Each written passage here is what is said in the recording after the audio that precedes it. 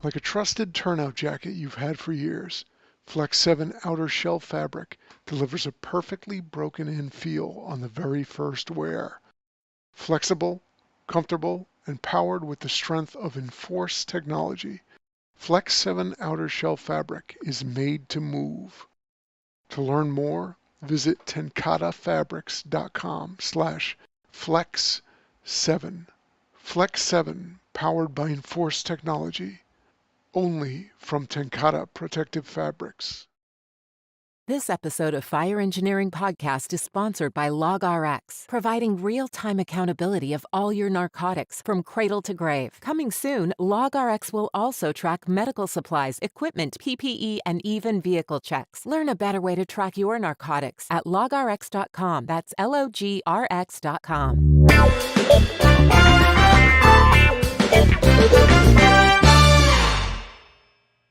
Good evening, everybody. Welcome to the Backstep with my buddy Tommy Aurnhammer from New Mexico, USA. And that's not the old Mexico, it's the New Mexico. And the gentleman on the bottom in the blue shirt, that good-looking guy, we're going to get to him in about 2 minutes. So, Tommy, what's happening? How's the weather out west there? It's hot, but it's not as humid as you had pointed out to me the other day.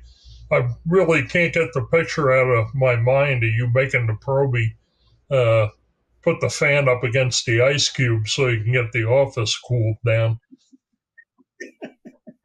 Yeah, Tommy, we talked about the fact the air conditioning was running a little low, so we had the probationary guys blowing on the ice block, just cooling everybody off. So, yeah. How's he doing? How are you doing with the wildfires out there? It's actually, we had kind of a wet spring. And we've been getting scattered showers. It's dropped the danger in our neighborhood a little bit, but down the southern portion of the state, especially in Ruidoso, the two fires that were burning down there kind of merged. They've got a 100% containment, but I forget the number of structures they actually lost during that fiasco. So it's kind of quiet in the state right now, but you know what happens when we use the Q word, and yes, business will pick up. Yes, I get you. Hot as hell here, humid as hell here. We've had about a week of it, and we're heading into a second full week. It's going to be cool tomorrow in the mid-80s, and then it's back up the feels-like temperature, back up Sunday at 100. We're going to have that into all next week just about, so we're having our challenges with heat. But then again, the poor folks down in Texas that had the hurricane, they got the heat and humidity, and they don't have any air conditioning. They still got 1 million people out of power down there. So we send our thoughts and prayers to everybody living in Texas and all our brothers and sisters who are working their asses off, taking care of those people, So, yeah, drink as much as you can, and drink water as much as you can. When I say drink as much as you can, you never can tell. Just for the record, Chief Dunne, when Tommy was in the area up here, him and his wife were going up north through New York State up into the next country, and he saw a billboard that said "Drink Canada Dry." So he tried.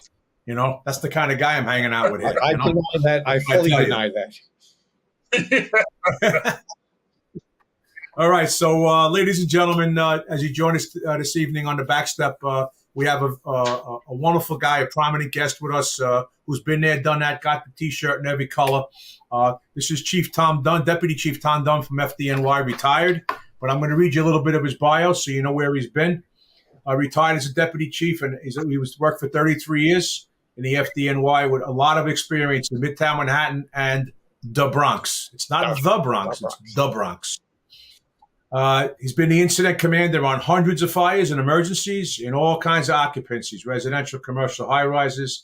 He also was the training and safety coordinator for the 7th Division in the Bronx and was a liaison with media and community groups. Chief Dunne has lectured on fire safety, emergency management, human behavior in disasters at conferences all over the country. He's got a company called Third Alarm Fire Training. His target audience is not just the fire service, but business and industry as well. And he certainly makes his mark. I've had the privilege of sitting in Tom's classes. He does a wonderful job. He's written numerous articles in fire engineering and serves as an adjunct instructor at the National Fire Academy and for Kane University in the New Jersey certification program. He's written a couple of books. We'll get to those. Notes from the Fireground. It's a memoir of his time in the FDNY. I read it in one night. Couldn't put it down. And he also wrote a novel about a fictitious fireman. It's very dark, I will tell you. And we didn't know Tom had that dark side, but it was good. It pulled you in. It really pulled you in. It's called A Moment in Time. We're going to show you that too. As you know, Tommy and I, when we're on the Backstep every month, we like to have our little book discussion to pass on the stuff that we're reading to all of you so you can catch up. So with that, welcome Chief Tom Dunne. Welcome to the Backstep. And how you doing, pal? Tom, thank you. I'm doing fine. And again, I really appreciate your inviting me here this evening. It's great to see both of you.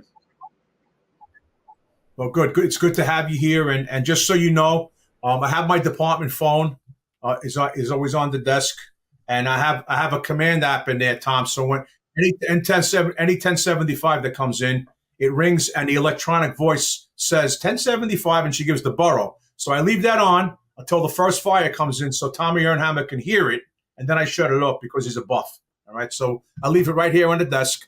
After the first 1075, I heard enough of those in the past, but from Tom's sake, I know you have. Well, listen, maybe it'll stir up something, and as you sit here, I kind of still miss it at this point, to tell you the truth. Yeah, of course you do. I'm sure you heard a million of them, but you gave a million of them too, right? You also gave 1075s as well, right? So, we got this nice app now, and it tells you, and once you hit it, you open up the ticket, you can see the entire ticket, who's there, and then as it goes, second alarm, third alarm, it comes in. It's a lot of fun, but it keeps the staff chiefs, they're all informed at all times, so it's pretty cool. Yeah, it's good. It's a pretty good app. So Tom, we got a lineup of questions for you, and we'd love to pick your brain, and we want to hear from you on a myriad of topics. The first thing we're going to ask you is, what was some of the most significant incidents that you had, either as an officer, a firefighter, or a chief as the incident commander, that sticks out in your mind, and like afterwards you said, you know what, we could have done that better, or we learned some lessons from it, or whatever. So give us one or two that you think, it stands out. Well, in 33 years, so much, you go to so many things, they tend to almost blend together. The ones that stick out are the oddball ones. I guess anyone from my era, at any rank, you really have to talk about 9/11 initially, because that was such an overwhelming experience for the FDNY, for New York City, for the country. It really changed history. And there are a million stories, 9/11 stories out there. But two major things I drew out of that experience. At that point, I was a deputy chief. One is that it really kind of changed the mission of the fire service. Prior to that, a taxpayer, a high-rise, the occasional hazmat, the very occasional airplane crash or something like that was the typical thing that we did in firefighting. And once 9/11 hit, once that happened, it just opened Pandora's box. The whole concept of what might happen out there, of the potential that you may have to respond to, changed significantly. Once that happened, there was almost nothing you couldn't imagine having to face in emergency services, and especially in the fire department. For example, who could have imagined that not only the Trade Center, but 7 high-rises in Lower Manhattan could have collapsed the way they did? So it kind of changed to some extent, the mission of the FDNY and the fire service in general. And the second thing I drew out of that, I've spent a lot of time down there, was the remarkable work that can be accomplished when you're persistent, when organizations are persistent. When you looked at the site that first night and the utter destruction and mountains of debris and metal, and you saw little by little, step by step, day by day, literally week by week, month by month, the progress that was made, not only by the emergency services, but even by the construction workers, putting up and removing all this debris. It was unimaginable that it could be done at all, and yet they basically accomplished it in a couple of months. So I think you can't talk about my time or my experiences or anyone's experiences in the FDNY in that period without touching on 9/11. But as far as other things other than that, because that was really an off the scale incident, geez, there are so many. I touched on a few of them when I wrote the book. As a firefighter, I think something that will always stick in my mind is a job I had on East 22nd Street, where I was a firefighter in a truck company, a ladder company in mid-Manhattan. And it was the first job. I had just transferred into the truck company. I had been an engine guy prior to that. It was my first real good job in a ladder company. And I went to like four. What company were you in? 24 truck, ladder 24. I just transferred in 24. from Queens. And it's a little bit of work here and there, but nothing really big. And then this thing comes in. It was, as I said, I went to a false alarm assignment. It was 4 or 5 old tenement buildings that had been combined and renovated into one large apartment with a lot of little passages. It was like it was built to burn. In fact, there was a WWF article about the particular fire. I think it was titled "Built to Burn." And what I remember specifically about that fire was it was the first time that, as an individual, in this case as a truck guy, as a ladder company guy, I had to make a conscious decision to do something that I really wasn't comfortable with. And I remember I was the OV, the outside vent person, and my assignment was to go up the ladder to the roof with my saw and my tools and help the guys who were in the process of doing vertical ventilation, just cut the roof. And while I'm in the middle of this, I remember there was a firefighter who popped his head up from a scuttle, and there was smoke coming out. And he yelled to everyone on the roof, "There's a firefighter dying down here." And I looked at that, and it was like, "Holy, you know what? This is scary stuff." It was the first, I don't know, I guess you want to call it my first real existential moment in the fire service, where there's literally another guy trapped or unconscious or whatever in the smoke in the top floor here, who is literally dying. And it was a great growth experience because I was able, despite being very much afraid because I was scared, I was able to get down and assist in a small way with the rescue. And it was a great feeling because I was scared. Well, I won't say how less I was scared, but I was scared blankless, function. And again, I played a small role in a rescue operation that involved 4 or 5 other firefighters. But it was a great feeling to know that I was at least part of it, that I was able to overcome my fears. And what is most memorable and almost significant about that experience was the guy that we rescued that day, all right, on the top of that roof in East 22nd Street. Years later, probably about 25 years later, I'm a deputy chief up in the Bronx, and I get a real ass-kicking job in a similar type of building, a 5-story apartment house in the North Bronx. And there's a stairway gateway on the top floor that's locked. And a lot of residents go out into the hallway, up the stairs, thinking that they can escape to the roof, all right? They can't get past this gateway. It's locked. And about 12 or 13 of them are just unconscious. They can't get up there. There was a firefighter. I can't remember what company he was in, one of the truck companies up there. I think it was 38 truck. Gets up to the roof, gets down that stairway, breaks open, forces that gateway. And with the help of other firefighters, all these people come up here. Every one of them survives. All right. The firefighter who did that, the firefighter who accomplished that, was the son of the guy that we rescued on East 22nd back around 5 or so. Man. So there was this feeling of the circle of life almost, where, wow, he saved his dad, and all these years he produces this great son who saved 12 or 13 people in the Bronx. So I think that was a memorable thing. But they're just, when you've had the opportunity to go through the ranks, to work throughout the city for a long time, You see a lot. And I guess I have to say, I had the luckiest career on the planet. I was very fortunate at every rank. Um, I never got anybody seriously hurt. It seemed like I was always in the right spot at the right time.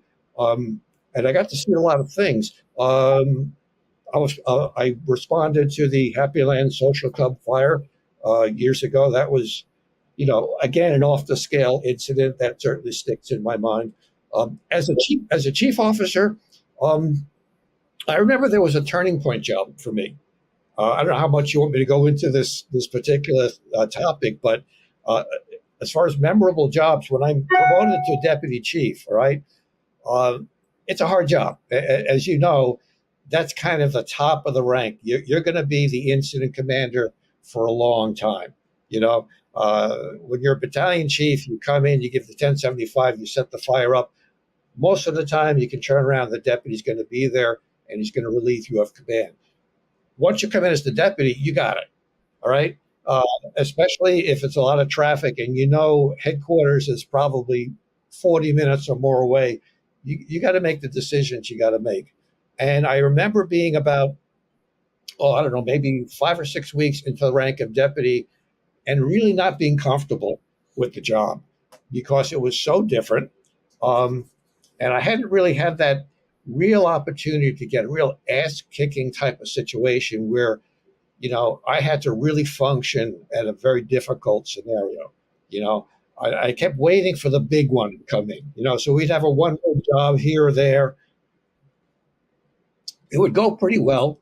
But for the most part, because I worked with very experienced people, and as you know, Ron, the FDNY is well-trained and one of the top fire services in probably the whole world at this point. It could have been like I didn't have to show up to the job. If I'd stayed in my office, these guys were so good, they probably would have handled it on their own. They would have put the fire on anyway, right? No matter what. Not needed me at all. So that was kind of like the first 5 weeks or so at the rank of deputy. And I'm doing okay, but I'm kind of on the edge. I'm kind of always waiting for the axe to fall. I'm waiting for the big one to come in. And finally, on a spring night, right after supper, I was working in the 14th Division initially out in Queens, and I get a call from the dispatcher. And he says, "Hey, you got a good job." And then right away, that's a little unusual because most of the time the dispatcher was like, sort of, these are the facts. This is the location. These are the units. I can tell from the tone of his voice, something's a little off here. So, okay, what do you got? And he says, "We have this church going. We have the rectory next door going." And I'm thinking, okay, send me the ticket. I'm going to respond. And I put down the phone and I think, all right, I've been waiting for the big one for a couple of weeks now as a deputy. It's here. And, church fire, 100-year-old wooden church fire with the rectory next door also burning. It's hard to ask for a more challenging or difficult situation because the history of church fires, as you guys probably both know, is not very good, especially in the evening. Right. It's coming down. It's probably coming down, especially right? in the evening. Right. It's been closed for a while. Finally the big one comes in. And the funny thing is, and to this day, I kind of remember the feeling. You would think after all that waiting, after all that anticipation, all that nervous anticipation, waiting for a real challenge to come in as a deputy, you would think I'd be like, uh-oh, it didn't happen at all. Something clicked at that point. I don't know what it was. I just felt very calm, very relaxed, almost very relieved that, okay, I have a real big challenge here. This is going to be a very difficult thing to manage and to accomplish. And I just welcomed it. I felt like, finally, let me test myself. Finally, let me see what I'm made out of. And without getting too much into the operation itself, it went really, really well. And that 100-year-old church and rectory is still being used today. So that as a incident commander, especially as a deputy chief, that was a very memorable job. So let me ask you something. Let me ask something, Tom. So at that point, you get this job and you pull up and you're calm and collected. do you think because you reverted back to all your training and all your experiences and everything else, it's like, well, I thought this was going to be unbelievable, but I can handle it. I got it because I know how to do this. I mean, is that kind of what was maybe going through your head? I think that was part of it. I think when you get enough experiences, things build up. You build up a level of confidence without even being aware of it.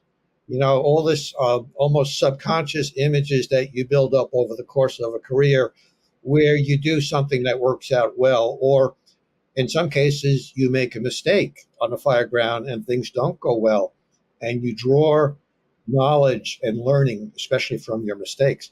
So I think that was part of it. I think that before I ever became a firefighter, I was the type of person who just tended to stay pretty calm under pressure. So I think essentially my DNA was, I don't want to say I was born to be a chief, but I think I had a DNA that was supportive of being able to function in a situation like that. So yeah, that's a good thing. You talk about the, drawing on your experiences at the National Fire Academy. We talk about RPDM, recognition, prime decision making. The slideshow is going off in your head. I've been here before. I've done this before. I've seen this video. I know exactly what I'm going to do because I've done it. So.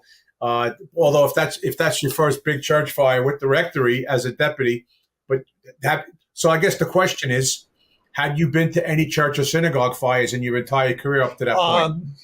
What few church incidents I had were quick, easy to manage operations that didn't take off. This was, in a sense, a very unique fire in that it was virtually a fully involved 100-year-old church and the building next to it. So it was a different experience.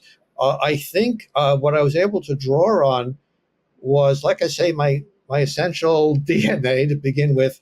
But the truth is, when you go to any fire, even if you go to that one-room ranch fire, or that two-room tenement fire, every fire is stressful. Every fire is confusing. Every fire has its challenges, regardless of what city you're in or what department you happen to be in, or even the extent of the fire. I don't think I've ever been, you probably have never been to a fire that was from the get-go very calm and easy.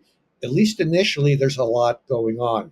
So when you functioned under these conditions over and over again over a period of years, I think it helps develop your ability to perform a size up, to communicate, to function when things are not going well. You draw almost these generic abilities out of your previous experience. So when you run into that really odd thing that you don't normally see, that big church fire, that airplane crash, that to some extent the 9/11 thing, you have this sort of inner resource to draw on that really clicks whenever you need it. At least that's how it worked with me. But again, I have to emphasize, I had an extremely lucky career and some very, very good mentors when I was just starting out. Yeah, it's fun. I had this discussion with Jimmy Murtaugh a couple of times. Jimmy mentored me. I met him when I was a kid. I was 17. He was my college instructor, and he said he once had one night as a deputy. He had a church. It was a windy night, like 40 miles an hour. He had a church and 3 houses on one block. The whole block is going when he pulls up. And he said, you pull up. He says, "This I never had something like this." He said, "I've been to a million fires, but not this." He said, "So I took 10 seconds for holy shit." And then all of a sudden, he said, you kind of bring it down and you calm, and then you go to work. You just kind of, you put it in perspective and you do what you do, and of course, you have that highly trained fire force to help you get through it. So I get it. Tommy, you got something for Chief Dunne? Tom, the time you spent on the job, through that time, of all the people you worked with, was there anybody that really stood out to you and filled some of those roles as a mentor or just providing advice on how to get through it? Yeah, there were a number of guys. Let's start as a firefighter, as a brand new probie, the new guy on the job, the first year on the job. I had the benefit of working with firefighters who had been through the so-called war years era in New York City. And of course, that's the years in the late 60s into the beginning of the 70s when every night huge parts of the Bronx and Brooklyn or other parts of the city were burning. And that's before my time, but I had the opportunity to work with guys who worked during that era. And just being around them was an experience because they were tough guys. They were good firefighters. Two of the ones that I broke in with, or broke me in, I should say, very much stick in my mind. One guy's name was Bob, and he passed away a few years ago. One thing I remember about him is he was, I don't know, there's an old joke that says, it goes something to the effect that, what do you want to be when you grow up? And the kid says, I want to be a fireman. And you tell him, well, you can't do both. You can't grow up and be a fireman. Right? So Bob was like that. Bob was like, when I worked with him, probably like a 50-year-old teenager. Funny guy from the war years, had been to more fires than you can imagine. Yet he had a very healthy disrespect for bureaucracy. So he was a real tough, good firefighter, a guy who just had taken a beating on the job over and over again. Real funny guy. He liked his beer. He was that type of guy. But he was also the type of guy that would pause and teach you. And not all of them were like that. Some of the older guys were like, get away from me, Proby. Bob wasn't like that. Bob would take his time to say, hey, that hose stretch we did, you made a mistake. But not in a, extremely angry, critical way. He was a teacher. And I just, he helped break me in the job, and it's certainly a memorable type of guy.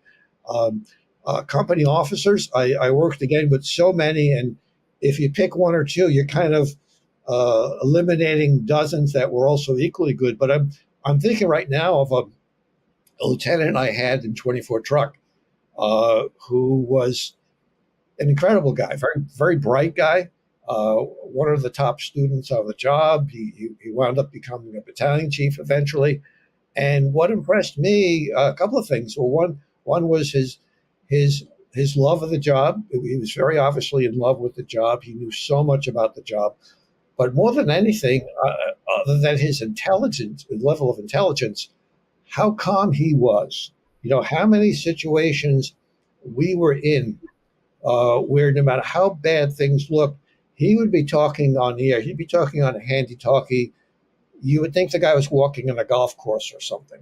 And I remember watching this and thinking, wow, that's pretty impressive. And that was kind of ingrained in me as I wound up going through the ranks. Just to have watched him in action, see how well he performed, how calmly he communicated and controlled himself. At the chief rank, really two guys come to mind. Again, there are so many. I had the opportunity to work under Jimmy Murtaugh in the Bronx. He was a great guy. Two other guys that immediately come to mind. One, everyone has heard of Vinnie Dunne. And Vinnie, I have to point out, is not related to me. He spells his name differently. It's not Uncle Vinnie or anything like that. We're two separate families.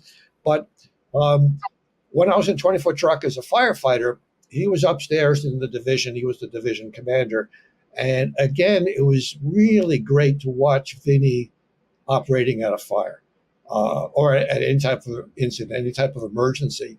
No matter how bad it looked, he'd be standing out there with his radio, old roll-up boots, calm as a cucumber, just communicating. I also liked the way he related to the firefighters because he was not at all an elitist. He would come down to the kitchen, and the newest probie, one time the newest probie had a good construction background, and you would think, the commander of Midtown, is he can actually have a conversation with a guy with 3 or 4 days on the job? But he did, because he knew this guy knew a lot about construction, and he was asking him all kinds of questions. And I remember being really impressed with that. Like, wow, this is Vinnie Dunne. And he's taking the time to sit down, and talk to this young kid to get information. Vinnie also, when I first decided to start writing and lecturing, which is going back like 20 years or more, I contacted him just for information, for recommendations, for suggestions on how to approach the whole thing, and he took the time to help me out. So, certainly Vinny, and just to conclude that scheme of thought, another chief that definitely comes to mind, probably no one has even heard of, a guy named Eddie Cunningham, who unfortunately passed away of a heart attack a number of years ago. And he was a real, similar to Vinny, a real gentleman, a real student of the job, worked in some tough areas, some tough firehouses, but always carried himself as a professional. And I remember when I was a captain, I had to decide whether or not I wanted to, I liked being a company officer a lot. I wanted to decide, should I study for the next test? Do I want to even be a battalion chief? It was like, I don't know. So I remember him taking the time. I drove down to the Bronx to see him one evening when I wasn't working. And, he sat down and gave me the lowdown on the job and told me the ins and outs, and really encouraged me to pursue it. And those two guys, I guess I just wanted to mention in retrospect, but certainly there are, we could go on to dozens and dozens. There are so many people on this job that were so outstanding. Tom, you talk about Vinny being, that humble thing of him sitting with a probie and talking to him. What's his name was the same way. I witnessed it. Ray Downey was the same kind of guy. You go to we go to FDIC, and you'd walk by the fire engineering booth, and there's Ray Downey sitting with the chief from Los Angeles, the city of LA. Okay. And they're talking, you recognize them, you know who they are, they're talking heads, right? And then an hour later you walk by and Downey's sitting with a 20-year-old volley from West Virginia, giving that kid the same 20 minutes he gave the guy from LA. And to me, other than everything else I knew about Ray, knowing him from fire engineering, other than that, when I saw that the first time, I said, that's the kind of people we have to have in the fire service, and to set the example, and that remain humble and remain teachable and all of that stuff. And that to me, that makes, to me, that rounds out the whole thing and the whole person. It really does.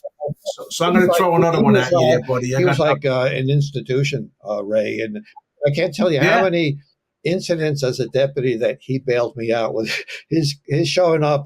He's the type of guy you wanted right next to you if you had something going on that was different.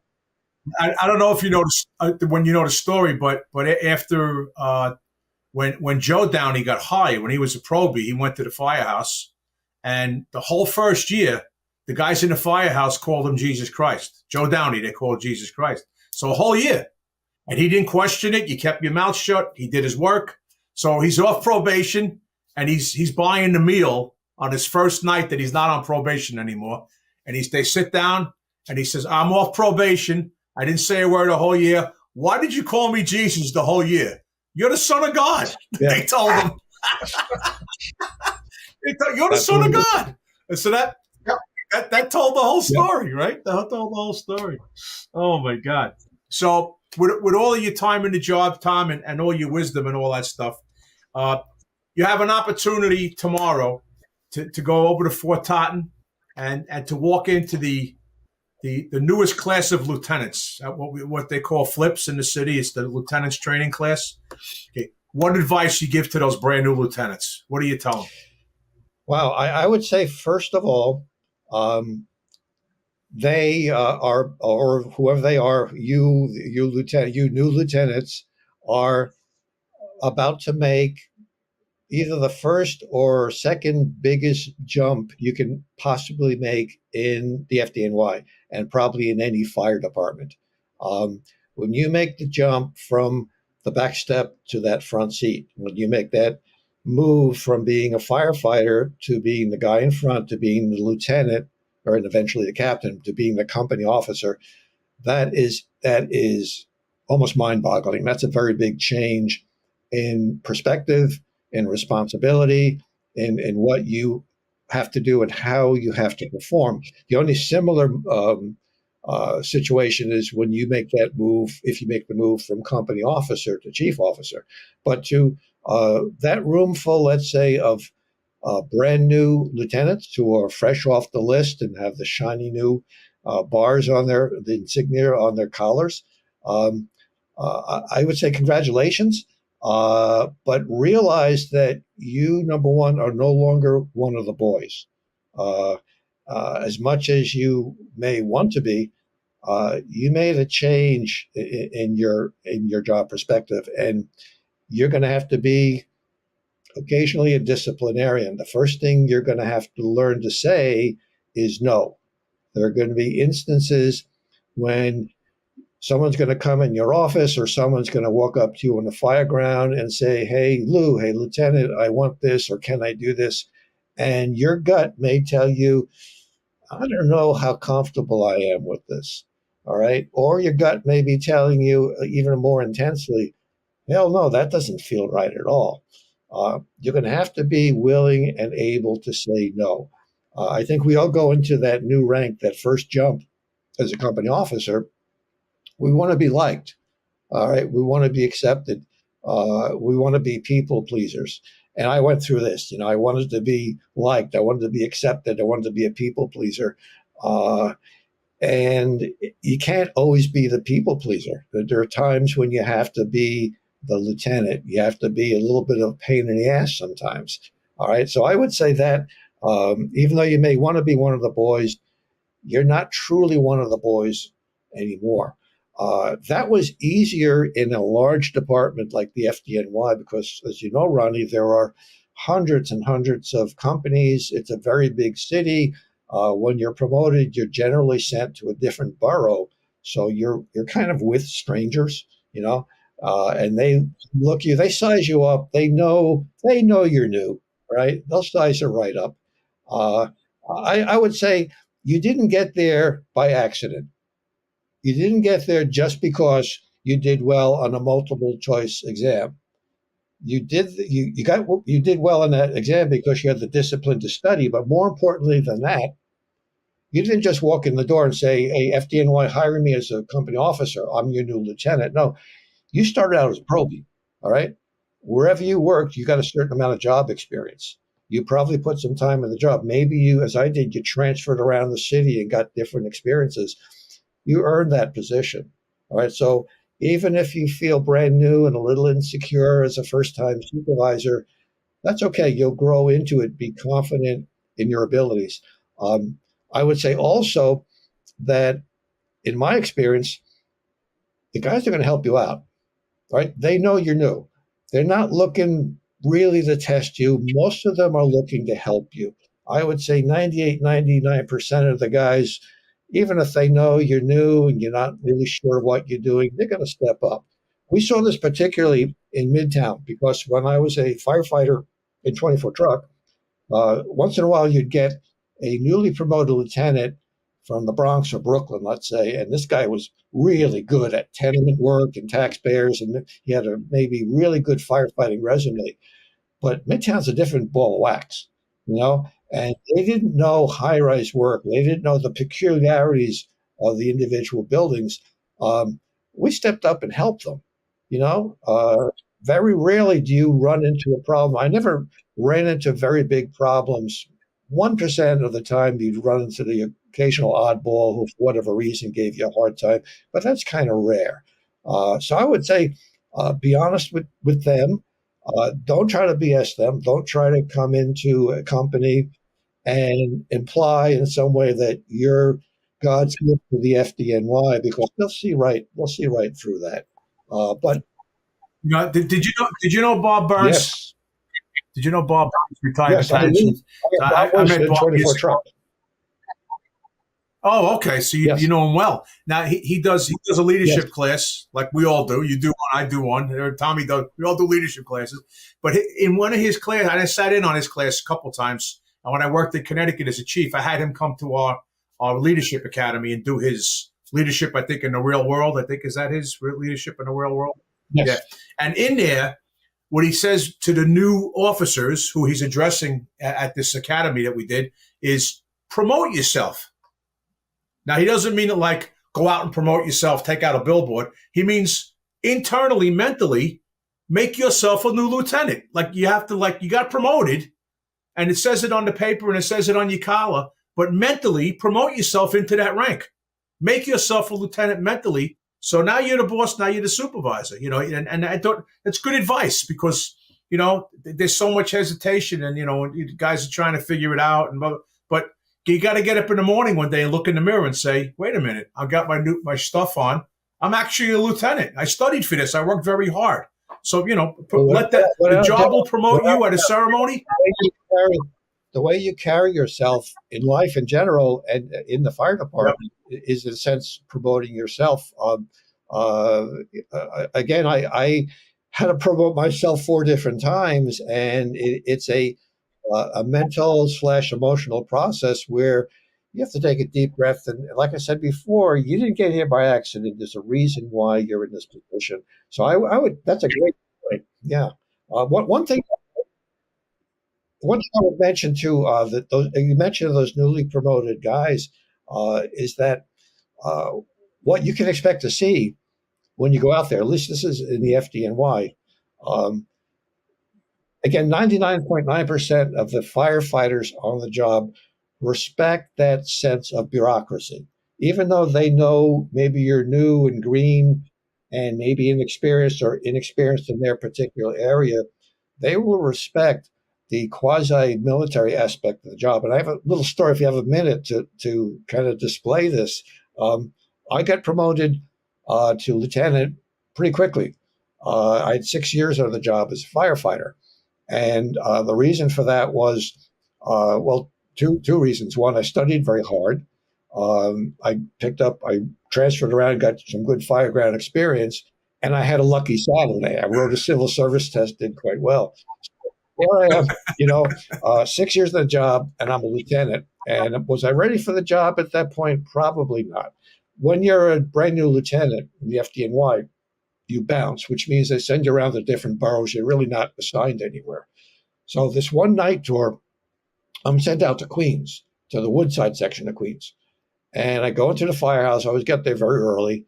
I check into the firehouse. Looks like a well-run place. It was organized. And Woodside is an area that it's not the South Bronx. They'll do some work, but it's not like, the most active place in the city. They get their share of runs. They get their share of work there. But I'm checking into this place, and I look around, and it's a lot of older guys. All right. So here I'm walking, 6 years on the job, brand new lieutenant. I go into the kitchen, and there's 2 old white-haired guys sitting there. And I swear, I thought these were like buffs or guys who had retired 20 years ago. Retired and came back, right? These are 2 of my guys. I worked in the engine that night. These are 2 of my guys, right? And I remember one guy's name was Walsh. I can't remember the other guy's name. But I'm thinking, holy crap, I'm working with my grandfathers. I got 6 years on the job. Each of these guys had to have 40 years on the job. And obviously they transferred in from other areas. So I'm thinking, I got 6 years. They got 80 years of experience. I'm going to supervise these guys, and a funny thing happened. Even though, I could have been their son or even conceivably their grandson, even though I didn't have anywhere near the level of experience. They saw me as a lieutenant. They treated me with a lot of respect. And I was almost surprised. That's old school.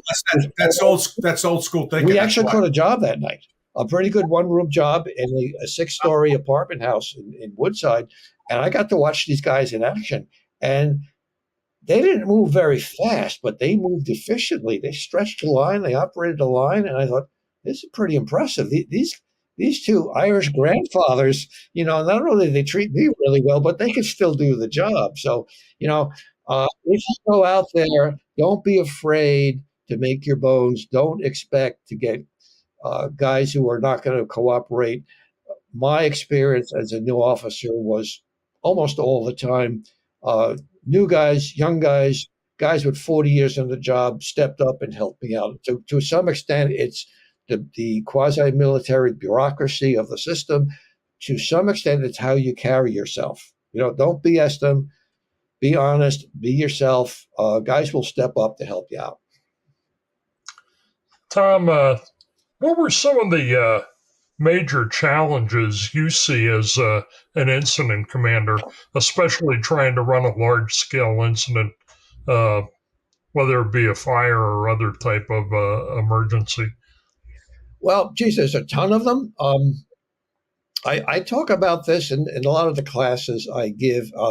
You could go on to like dozens of them, but I kind of crystallized it into like 2 or 3 or 4 things that you will typically run into, and you definitely have to be able to handle. First and foremost, be willing to step up and accept the responsibility. Because when you've gotten to that stage of being the incident commander, and in some departments, it'll be the chief of department. In the FDNY, it most likely is going to be initially the battalion chief, eventually the deputy chief. If it's a long enough event, the chief of department or staff chief will come and run it. But your responsibility level changed dramatically once you became AIC. When you're a firefighter, who are you responsible for? Essentially yourself. And you look around for the guys around you, you look out for them. But if you make a mistake, the likelihood is you're going to hurt yourself. It changes when you make that first jump to company officer. Now it's not only you, now you have 3 or 4 or 5 guys that you're responsible for. If you make a mistake, you can hurt 3 or 4 or 5 guys. All right. You become a battalion chief. All right, now it's different, and you're the initial incident commander of that first alarm. You may have 5 or 6 companies on scene. You're setting up, in many cases, the initial attack on the fire, the initial strategy. You screw up, you send guys into a building, perhaps with a truss roof that they shouldn't be in. You can do you can do bad stuff.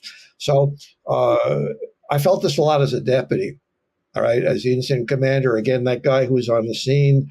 With the battalion chiefs underneath me, with the firefighters underneath me.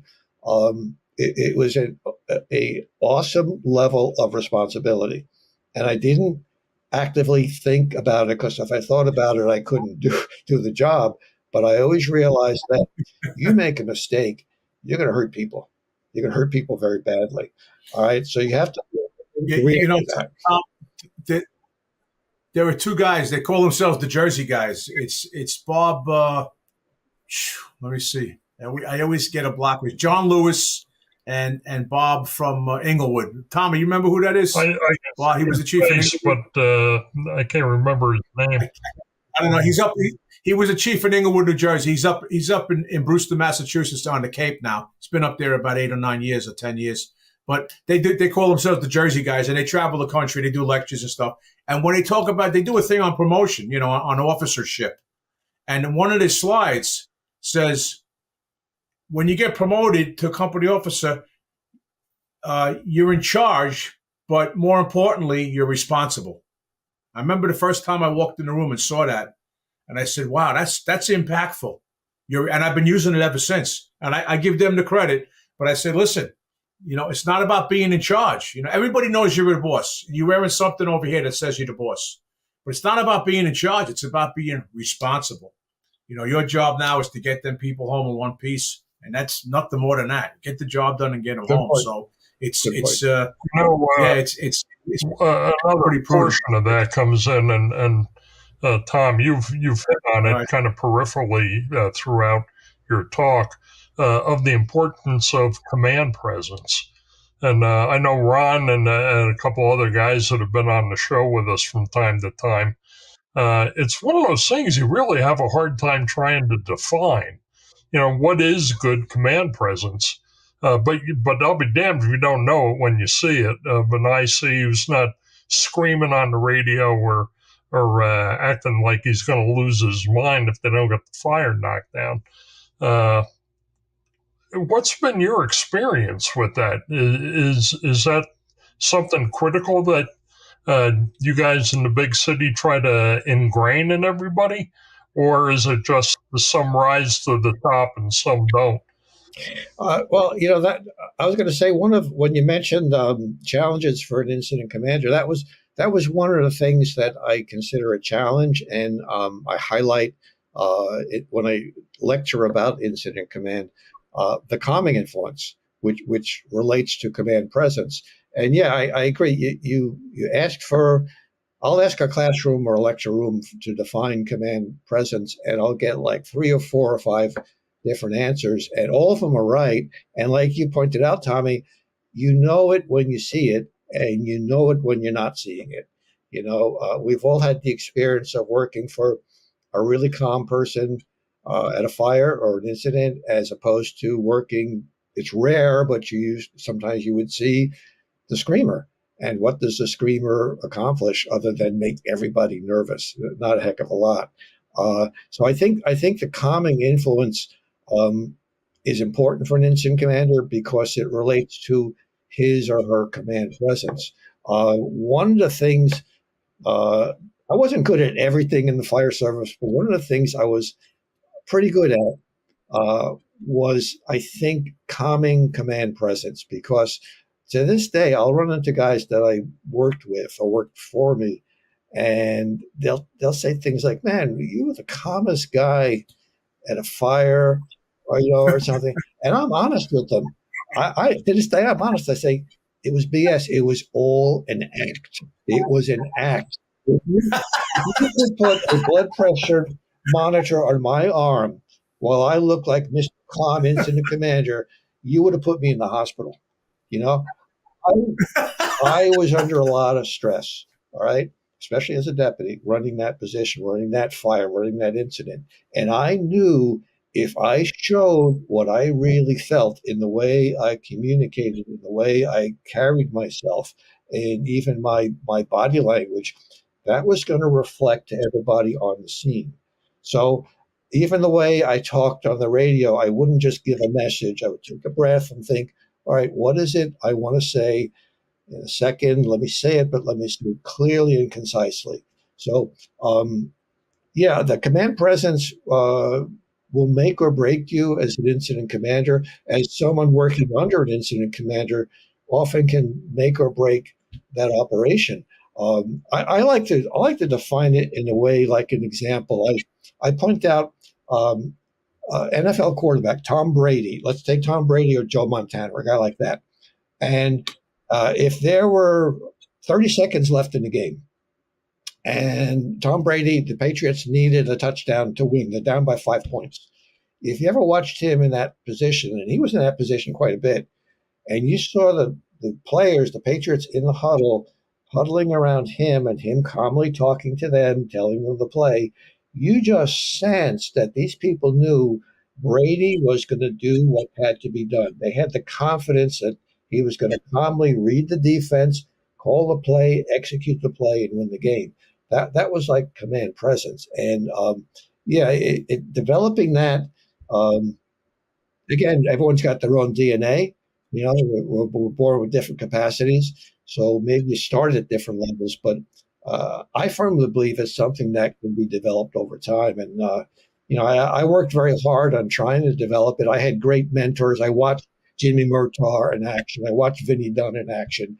And I always felt like you could borrow bits and pieces from people that you experienced. It doesn't mean that you're giving up your own identity, but you saw how Jimmy Murtaugh operated. You saw how Vinny Dunne communicated. You saw how Bobby Burns in 24 Truck handled himself. And all these things kind of like get ingrained in your mind. There's a thing called the imposter syndrome, if you're familiar with that term. And essentially the imposter syndrome says, I bring this up in the lectures, it says anytime you get promoted, anytime you're put into a new role in work or in life, initially you feel like an imposter. You don't feel like the new CEO of the corporation. You don't feel like, hey, I'm a company officer or I am a deputy chief. You feel a little bit like, geez, am I really ready for this? And that's okay. Elements of that are going to be in many experiences in life and many experiences on the fire. And I think you grow from that by drawing from your experiences with firefighting and drawing from your experiences working with and for people who were able to execute really good command presence. And it's funny. I think that's where Bobby Burns got his his thoughts for promoting yourself, because you get into that role, you feel like you're an imposter, you don't belong there. So don't mentally promote yourself to that rank. You have to bring your head into it so you're there. We were talking about the screamer before, and I doing some research for one of my leadership lectures. There was they did a study called the Blue and the Green, and it was the LAPD and the Army. And they looked at command and all that stuff and being in charge. And there was a whole list of stuff that came up that was common in both the police and the Army at that point. And one of the things they list, it says, use your anger judiciously. So if you're always yelling, you're always screaming, you're always mad, you're always this, when you have to do something like in an emergency, if you're saying, put up the ladder, like at a regular job, and then there's a guy stuck and he's hanging out the window. When you yell, put up the ladder, it's the normal put up the ladder command. Like there's no urgency to it because you're always like that. So they say use your anger or use your loud voice or use your judiciously, like when you need it. So everybody recognizes it. It's just like that boss that was always calm and nice and easygoing, probably like yourself, Tom, pretty easygoing dude, and lay back. And if you raised your voice, whether it was in the firehouse or at the fire ground, everybody would probably stop and go, holy shit, what happened? Because like the boss is never like that. So you automatically get their attention because you're really out of character at that point. So there must be something urgent. That's urgent. a good point because I both general management and certainly on the fire ground, I was always the calm guy. There were instances, everyone's got their limits. There were times when individuals or situations pissed me off to a point where I made it immediately obvious I am angry and this is unacceptable. And you could see the eyes lighting up like, uh-oh, yep. What's going to happen now? I was once told by a firefighter, that I had the Irish temper, which I guess means that I'll take a lot of crap and it'll get to a point where I'll knock you down, and then I'll probably buy a beer, but I'll get to a point where I got my limits. That's the pot boils over, man. It's over. What's his name? Dennis O'Neill from Jersey City. And then, of course, the National Fire Academy. When he was an incident commander, in fact, there was a great recorded historical fire incident. It wasn't a fire that he had. He had a hazmat job on July 4th, coming out of a mom and pop chemical company in Jersey City, with the wind blowing toward Liberty State Park, and it's a runaway chemical because he sent the first companies in. They're calling out saying there's a lot of smoke, there's no heat. He said, get the hell out of the building. He knew it was a chemical reaction at that point.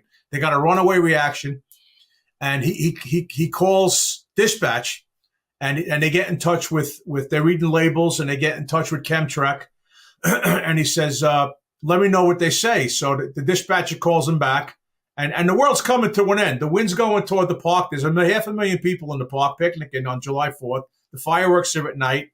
They're evacuating a couple of blocks around, and he's like, let me know. And so they call it. They said, we spoke to the guy at DuPont, and he thinks this is what you should do. And very calmly, he says, I don't care what he thinks. I want to know what he knows. So you can hear the radio stuff. And I listened to that whole fire years ago. This was, I'm talking probably 25 years ago. My good friend Paul Dansback from Rutherford said, you got to listen to O'Neill's fire. You got to hear him.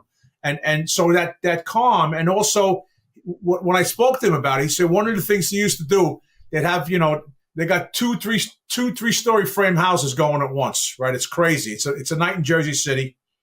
And the second, third alarm companies would come in, and he'd call the officers together. He'd say, I need you to do this. I need you to do that. You do this. And don't make me sad. That was his saying. Please don't make me sad. And very calm. Very easy. Don't make me sad, okay? I don't want to be sad tonight. So he says they will go do their thing, and that was it. So, yeah, let me see what else we got for you, Tommy. You're meeting all our challenges tonight. This is fantastic. So you alluded to before about when you were talking about command presence and being in charge of the fire ground and the stress. You said you could have popped your pressure cuff off your arm and everything. So the question is now, how do you control and manage that stress in the middle of the mayhem? What's your secret that you can give everybody? Well, I don't know if I have a secret. I dealt with a lot Well, make something up. of. Make something up. It's okay. I can tell you. I can tell you some of the things that I think worked for me. First of all, if you happen to be in the incident commander role, and certainly if you're a chief, you're going to be incident commander. But in a small department, all right, if the chief isn't there and you're, let's say, in a volunteer department or a combination department, you show up and you're in an engine, and maybe you have a couple of 21-year-olds in the back step, and you happen to be the lieutenant, and the chief, he's not there. He's coming from the other side of town. What does that make you? Whether you want it or not, you're the incident commander. So I'd say the first thing is you should be feeling some level of stress if you're functioning as an incident commander. If you're not, you're probably not functioning as thoroughly as you should be, because unless it's like a small car fire or a rubbish bin or something, a structural fire is a pretty complex, involved thing that fortunately most of the time goes pretty well, but always has the potential for going badly. So you can't, at least I didn't allow myself to really relax until the fire was essentially probably will hold or under control. I wanted to feel that stress, for a period of time. I didn't want to be too laid back, even though I wanted to project a physical sense of an emotional sense, a communication sense of being laid back. I didn't want to have a laid back perspective. All right. So I think you should feel that to some extent. And if you do feel it, it's okay. One thing that I think helped or can help others help me, try to simplify things as much as possible. Because you show up at a fire, there's a million things that have to be done. There are a million issues to address. You're forcing entry, you're laddering, you're stretching a hose line, you're communicating, you're trying to get a water supply. There are mnemonic devices that you see all over the place that give you the 13 or 14 or 20 points of size up or whatever they are. There are checklists where you can check off, I'm doing this, I'm doing this. I think that's all crap. I tell people if it works for you, use it. But I think it really throws you off in your ability to tune into that intuitive stuff that's inside you. All right. If you're looking at a checklist, if you're thinking of a mnemonic device to address the terrain and the geography and the weather and this and that, you're not experiencing that fire the way you should. You're stretching out yourself trying to do something that a human is not capable of. A human cannot address 10 or 15 issues at one time. You got to keep it simple. All right. Try to simplify it. You can, as the fire evolves and goes on, we'll address the other issues, but initially try to keep it as simple as possible. What worked for me, I always tell people, I looked for the 3 W's. Who have you got? Where are they? Have you got water? Rather than tying myself in a knot, addressing 15 different issues, let me start with that as a basis for what I'm doing. There's also an expression I like. It's called rebooting your brain. And what that refers to is this. If you are running an incident and you're just feeling like you're getting beyond your depth and so much is going on and you're getting more and more stressful and feeling less and less able to function and control this operation, maybe step back for a minute and address one particular, even tactical item, even though you need a strategic point of view. Do one specific, concrete, tactical decision. It may be something as transmitting a second alarm, and maybe something as making sure you have a water supply or accounting for your personnel. What it'll do is it'll calm you down. It'll allow you to take a breath, step back, and move on from that. I think there's also a great deal to be said for remaining positive, right? If you go into a fire, and as many fires, there's a whole series of challenges in your thinking and your approach, your mental and emotional approaches. Geez, where do I start? And there's so many things I have to do. You're going to get more and more nervous. You're going to become less and less comfortable, less and less able to function as an incident commander. I'd say concentrate on what you've done so far. All right, rather than worry about 50 potential problems that may or may not happen, you've already at least transmitted a second alarm. Maybe you have a water supply established, or maybe you've assigned someone to establish that water supply. In a high-rise building, we don't even know where the fire is, but at least we're taking the tax there. Try to remain positive, because you'll feel better, you'll feel calmer, and the people working for you will read that in you. But you're going to say something. I'll tell you why I'm smiling. As you're saying, like get one thing done. If you've seen the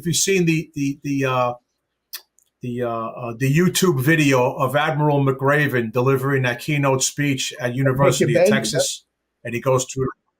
Yeah, so that's his thing. Make your bed. So just do that one thing. Just make your bed. That's the first thing I thought of when you said that, Tom.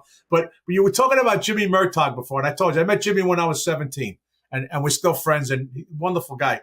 So we were talking probably 5, 6, 8 years ago, and we're talking about command and all that. And I was asking him some questions, and he says, Ron, he says, I carried, he says, he took a piece of those green press board folders you use as a file. He would cut a piece of it off, and he'd write notes and keep it in his shirt pocket. He still had it. He carried it for 30-something years. He sent me a picture of it in his handwriting, and then I took it, and I made it into this. Incident Commander's Guide. Jimmy carried this his whole career. Where's the fire? Where's it going? Where are the people? Where are the people going? Where's the smoke? Where's the smoke going? What are we doing? Is it working? And if not, then what? And then on the back, he had the decide model and what actions are you going to take. So I actually put this in type, and I gave it out at one of my, and it has his name on the bottom. It says James Murtaugh, Deputy Assistant Chief.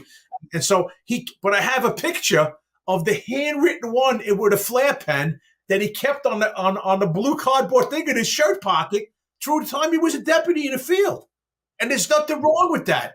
It was a cue card. He'd pull it out and he'd have his hand on his radio, and he'd be just there, and he'd start asking these questions. Guys, where's the fire? And where do you think it's going to go? Why not? Yeah. Why not? We all stumble upon these things that work for us. In my garage right now, there's a clipboard that I carried from the day I was promoted to battalion chief to the day I retired as a deputy chief. And it's a similar thing, not quite the same, but I carried it to every incident I went to, including 9/11. And I keep it. Obviously, I don't respond to these things anymore, but I kind of got attached to it. And once in a while, I pick up this clipboard and I think, man, I went to so many things in all kinds of weather with this thing here. It's a very similar type of thing. Whatever works for you works. Tom, I'm interested in your perspective on fire service training. And what do you think some of the topics are that we're not paying enough attention to and that we're not passing along to other folks? Well, we're doing a great job on the essentials of firefighting, with the things we have to do in the academies, the hands-on stuff.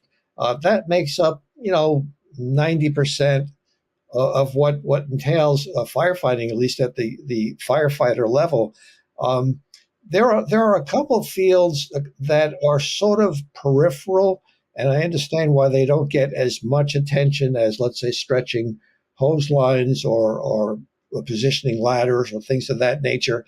But I think that one thing that gets pounded away as maybe a company officer, certainly as an IC, is the size up aspect of the thing. But I to this day, when I give a class or a lecture, I emphasize that size up is for everybody. I think that the new probie, the new recruit coming on the job, should be given some basic information about size up, should be taught to emphasize the size up, because you understand the mindset. We've all been through it as a new person on the job. You're volunteer, maybe you're 18 years old, or the way you were, Ron, or maybe in a paid department, you're 21, and you show up on the job and you're young and your adrenaline is popping. You want to go to a fire. Your first couple of fires, you don't do any size up. You're basically grabbing that hose line, because I went through the same thing. I had the same feelings. I wanted to get in that building. All right. So and your eyes look like this. Yeah. Yeah, peripheral vision. I don't care if there's a frame building next door that's lighting up. I'm bringing my hose line in this building. So You're going I that way, think right?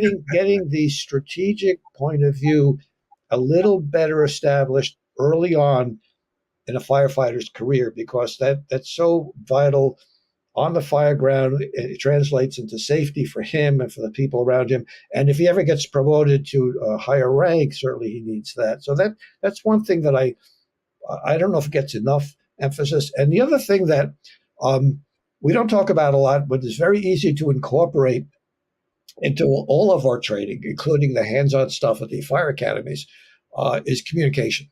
Because I felt that in the FDNY, where everybody had a radio, sometimes the communication was horrible. And as I travel around the country, I generally ask the class, how's your communication? How would you evaluate the communication in your department? And it usually ranges from, we're working on it, to mediocre to really bad. And yet when you think about it, communication forms the basis of maybe one of the most important safety factors on the fire ground. And I can't tell you how many times, and I'm sure you guys have experienced this, where you're on the handy talkie and you're trying to talk and someone cuts you off, all right? Or someone has a message, but he didn't identify who he was. And if you gave a message to someone, they never responded with a 10-4. So I think maybe those two areas, which may not be as popular because they're not hands-on, but to emphasize the importance of at least pausing for a moment. You mentioned Bobby Burns. One of the things Bobby used to say, the power of pause, having the ability to pause for that 1 or 2 seconds at any rank in any department before you commit to that building and see what's going on. Being able to size up, have a little more peripheral vision, and being able to communicate better to each other on the fire ground. So maybe those are two areas that, I've tried to hit on, and maybe some of our academies and departments can hit on in the future. That communication piece is very critical. And if you look at the NIOSH line of duty death reports, typically it's going to show up somewhere in the report that there was a communication issue. And, I think Einstein's definition of insanity of doing the same thing over and over again and expecting different results sometimes comes to fruition for us. And you got to think about what you're doing.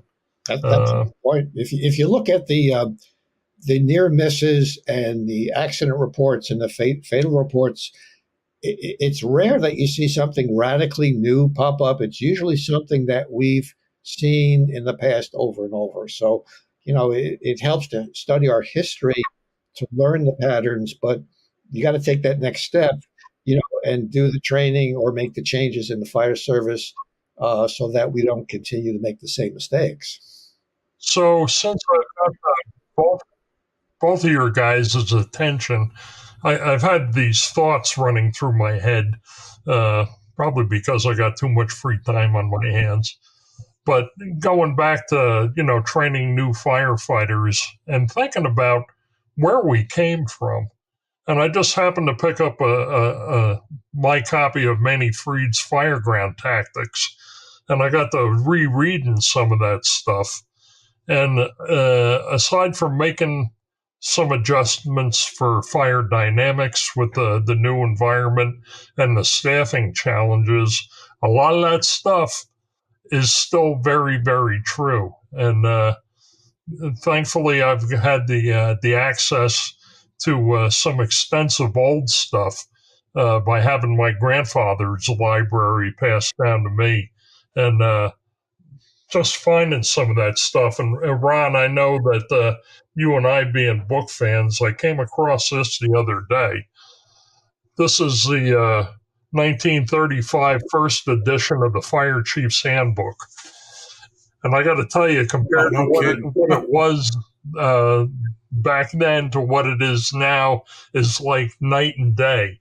But there's still stuff that's applicable in here that I don't think we should lose sight of, and maybe, provide a history lesson every once in a while.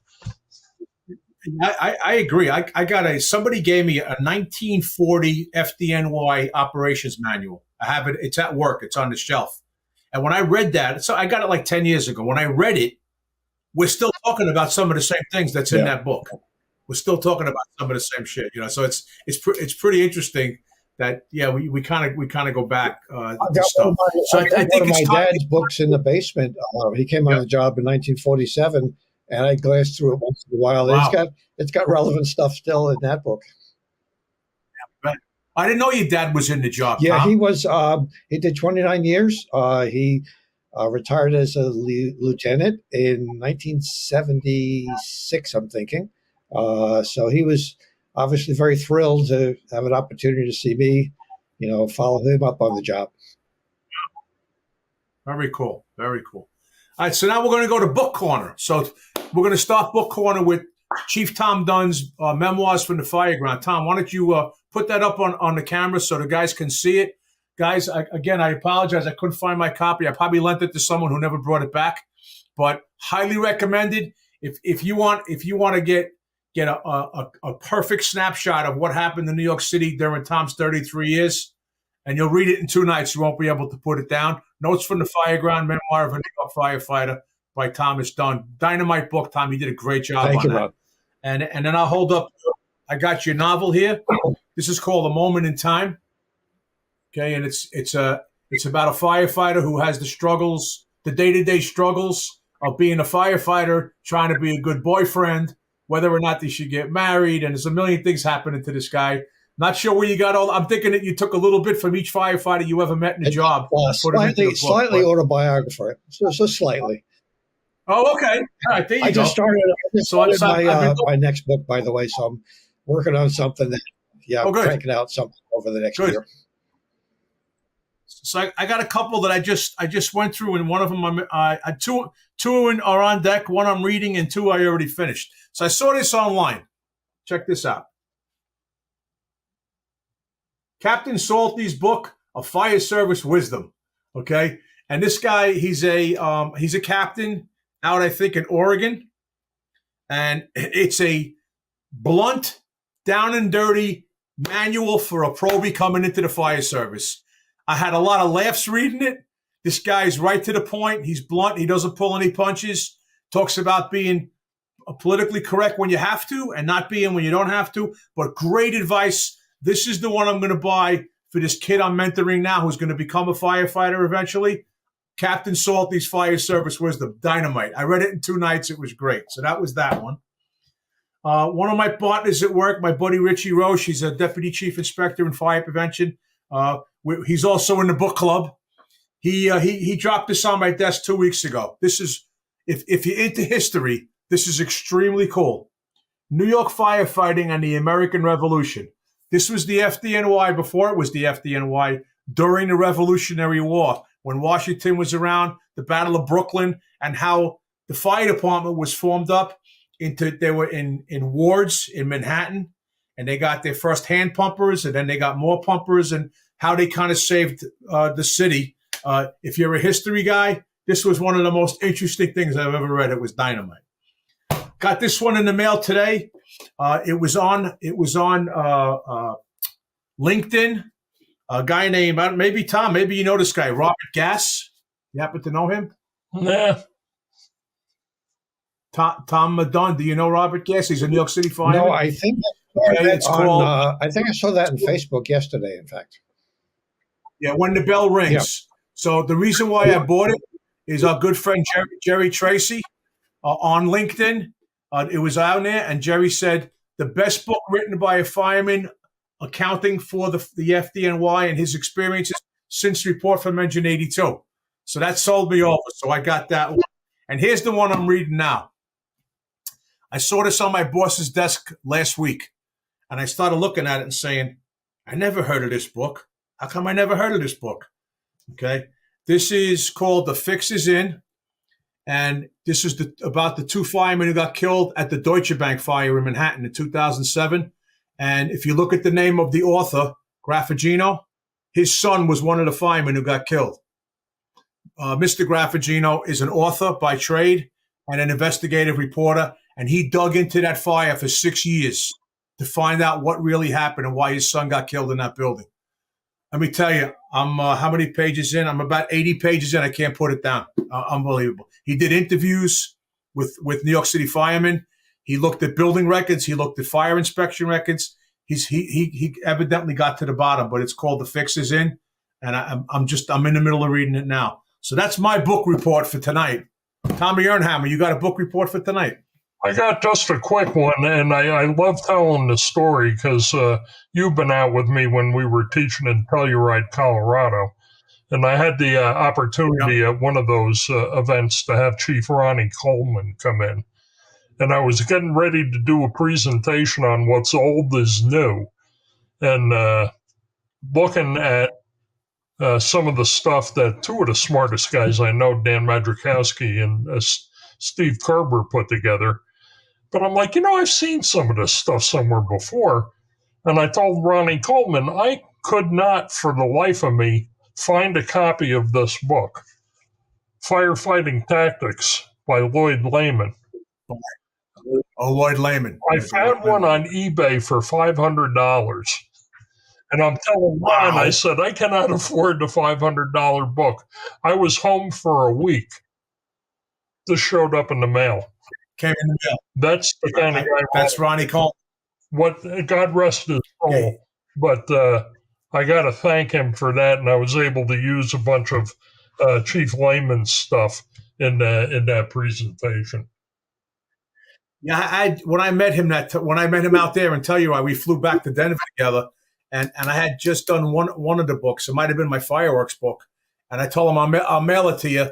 And before I mailed it to California, he sent me one of his, like without even no hesitation. He sent me one of his, and recently, by the way, when he passed, I sent his wife a handwritten note that I met Ronnie, and we had chats and blah blah blah. This week I got back. She sent me a note. She sent me the little booklet from the funeral and all that other stuff. And she said, "Thank you very much." It was nice. I got this thing in the mail from California. I said, "Who the heck's looking for me?" And Mrs. Coleman sent me a nice little envelope full of stuff. But yeah, Ronnie was certainly an accomplished dude. But okay, so that's the book report for tonight. And that's pretty good, huh? Yeah, good stuff. I've got the we got. Let me see. 1, 2, 3, 4, 5, 6. We got about 7 or 8 we put up. That's which Tommy Dunne. We're trying to pass on. Like Billy Goldfeder does the pass it on books. Billy Goldfeder is the smartest guy I ever met. I'll tell you why. He wrote 3 books without writing a word. He wrote 3 books. He didn't write a word. Everybody else wrote the book for him. So that's a smart guy. But by the way, if you didn't catch the episode of Getting Salty with them wacky guys from the FDNY, they just interviewed Frank Lieb. Frank Lieb just retired as a deputy assistant chief. And they did an episode just with him. It's like 2.5 hours long. And they had on guests every 5 minutes. And Billy Goldfeder went on. And they're doing a book together, Billy and Frank, on the 30 fires you need to know about. He said, because they go out and they lecture. Like Billy said, he was lecturing.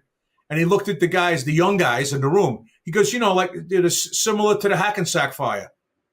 Crickets. And then he said, the Walbaum's fire. Crickets. So they're going to do 30 fires that every firefighter needs to know about. So I'm working on a book at the same time. While they're doing 30 fires that you need to know about to protect yourself, I'm doing 75 fires you need to know about to protect the public from the fire prevention point of view. So I'm actually working with fire engineering now to see if they'll do it like a set or a companion book to each other.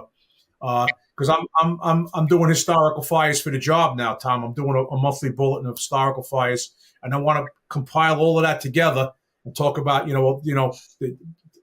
I do the same thing. I said, like the Triangle Shirtwaist fire, and they stare at you. I was going to ask you how far back do you go in your research? Do you go all the way back to 1911, or how far back do you go?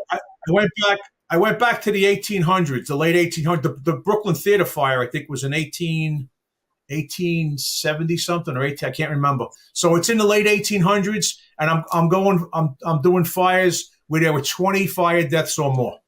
Don't let them. My number's 20. Don't let them bullshit you, Tom. He started off with the burning bush. That's really going back. so we had some horrendous thing. The Iroquois Theater, 602 people. Yeah. So I'm doing all of that, including the Brooklyn Theater Fire, which was up there. So I'm kind of working on it at the same time while they're working on theirs. So they're doing their thing as well. So we had a good book corner tonight, boy. This was exciting. So all right, Tom, time for the lightning round. Time for the lightning round. I got this from my buddy Mike Colon, all mic'd up in New Haven, right? I know you were on his show. I was on his show. What a great kid, smart young man, right? Heads up, just a nice kid. And he just wrote a book called, I don't know if you've seen it advertised. Yes. It's called Nice Folks, Mad City, or Good Folks, Mad City. And it's all his interviews with cops and firemen from New York. It's on the way. Amazon got my order. It's coming in. I wrote him a note yesterday. I said, as soon as it comes in, I'm going to ship it to your house with a postpaid envelope, sign the damn thing, send it back. So we got that working too. All right, Tom, what's your favorite firehouse meal? Tommy Dunne. Favorite firehouse meal? Chicken parm. Chicken parm, okay. Favorite movie? Wow. Witness. Witness, all right. If you had a record people to come, you got fire people coming in from out of town, you worked in Midtown Manhattan, what restaurant you sending them to for dinner? What are you recommending? Wow. Since I haven't been eating in Midtown for the last 15 years, I'll have to pass on that one. I would tell them, forget Midtown, go up to Arthur Avenue in the Bronx. You'll find something better. There you go. Okay, beautiful. I was on Arthur Avenue 2 weeks ago, and I had pizza for lunch. I was in heaven. It was in heaven. I went up to the Bronx Borough Command is on 176th, I think. We have a fire prevention office upstairs. We have the district office. I was working out of there. I went over to Arthur Avenue for lunch. Hands down. Good call. Good call, buddy. What's your favorite food to snack on? What's your favorite snack? Chocolate. Yeah, I would have said ice cream. I thought you were an ice cream guy. I love ice cream. Okay. I love it so much that I go out of my way not to eat it, but I love it very much. And what best book you ever read on leadership? Oh, wow. I read a lot of history. It's hard to come up with a specific one, but I've read a lot of books on generals in history. There was a biography of Ulysses S. Grant, a very famous author whose name escapes me right now, but reading Grant and his travails and how his career went up and down, I would say that particular book I really enjoyed quite a bit. Cool. All right, you passed the lightning round with flying colors. We did a quick hour and a half tonight. So with that, we can't thank you enough, Chief Tom Dunne. Tommy? I got the list. You got the list. Let Tommy's going to run the roll. What we normally do, Chief Dunne, is we kind of pay homage to the line of duties. Since the last time we were on the air, Tommy reads the list of line of duties. We pay homage to those guys because they made their sacrifice. So go ahead. We last recorded on June 14th, and since that day, there's been 4 line of duty deaths. On June 14th, Benny Filagi from Montgomery, West Virginia, suffered a heart attack. Also on June 14th, Andrew, I know I'm going to mispronounce this, it's Pontius from Los Angeles County, made the supreme sacrifice when he was killed in a vehicle explosion while trying to extinguish a fire in construction equipment. On July 8th, Charles Parker from Chidhaden, Vermont, suffered an unknown medical on his return to quarters. And on July 8th, again, Matthew Tobin from Boone County, Missouri, drowned while attempting to do a swift water rescue. Again, keep these folks in your thoughts and prayers, and let the lessons that they leave behind be taken to heart. With that, Ron, that's all I got. All right. Well, that's good. If that's all you got, that's good. We'll take it. So with that, we want to thank our guest tonight, Deputy Chief Tom Dunne, retired from New York City, 33-year illustrious career. And if you want to read about it, you got to get his book. It's dynamite. I'm telling you, you won't be able to put it down. And with that, Tom Dunne, thank you again for being on the show and up on the Backstep with us tonight. Ronnie and Tommy, thank you so much. It was a pleasure and an honor. Thanks for the invite. All right, after we go off the air, guys, stick around for a couple of minutes. In the meantime, don't forget, use your head, stop for red. Okay, eat right, eat light, get some exercise, wear your mask, wear your hood. Okay, don't breathe that crap in. Shower after every job, get your gear clean. Then when you hug your kids and your wife at night, hug them tight, tell them you love them. All right, so we'll see you soon. Thanks for being on the Backstep, everybody. Stay safe, everybody.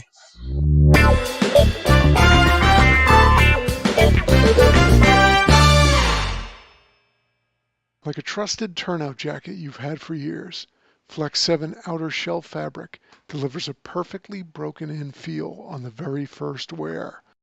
Flexible, comfortable, and powered with the strength of enforced technology, Flex 7 outer shell fabric is made to move.